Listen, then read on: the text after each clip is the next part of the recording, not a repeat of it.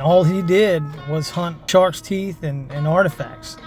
Okay, I'm gonna tell y'all a little story here. This point right here has a lot of significance to it, and it's the only point that I haven't found in the dirt, whether digging or scouring the surface or a creek. I don't buy points, I don't sell points, I find them. The process itself is meaningful to me, and a big part of that is because of my dad, whom I've never met. I found my dad when I was 16. I talked to him a little bit on the phone, and throughout the years he's just lived a wild life.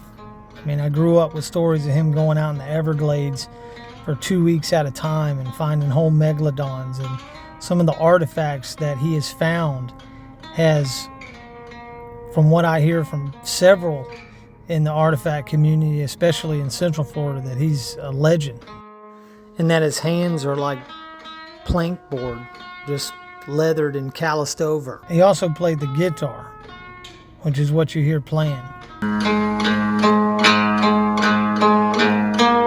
There's just so many stories that I've heard about his way of life that I don't necessarily choose to follow step, but he is the reason why I go out in the woods. He is the reason why I hunt. And so when I'm searching those arrowheads, it's more meaningful than finding something that's of monetary value. It's finding something that essentially that I've always been looking for, you know.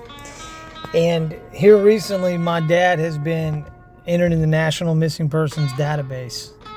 And in an effort to make that connection or add more to the story of my relationship with my dad, I've gotten involved. And so I've went 40 years without seeing any of that side of the family.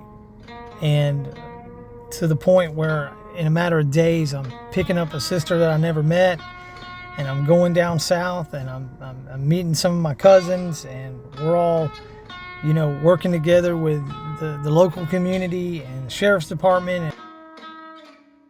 But I had an opportunity to meet my Uncle Tommy.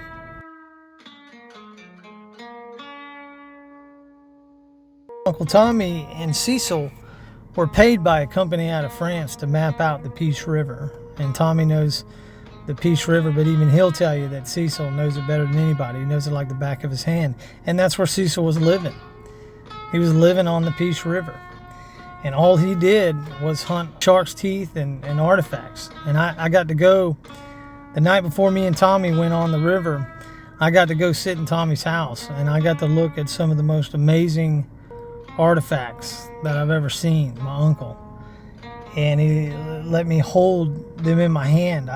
It was phenomenal. But he told me something. He said that I want to give you something that belonged to your dad. And he gave me this point here. And if you know anything about points, then you know this is a very fine artifact piece. They grade these points, you know, on how straight the edges are and the crafting and the symmetrics, and this is a fine point. It's the best point I have. And my Uncle Tommy said, this is a valuable point. And I said, sure, just agreeing with him. And he said, no, son, there's people that'll kill you over this point. And I didn't find it in the dirt. I didn't dig for it. But I did have to, you know, jump through some hoops and get over any apprehension or whatever might have been there. And so I went on a little bit of a different journey rather than simply going to the woods and digging a hole. But it took me all the way to South Florida searching for my dad and meeting family that I've never met and learning more about my dad in 2 days than I've learned over my whole life. But that's not the end of the story. We scoured the river all day Sunday. All in all, we got off the river knowing that Monday morning we were all getting back to what we had to get back to, work and our lives, and Cecilia going back to Alabama and me going back to the Panhandle. One of the things that struck our interest was at the local convenience store there in Bowling Green, about a mile away from the boat ramp where me and Tommy had launched. The cashier had mentioned that Cecil had talked to her about going to Sarasota.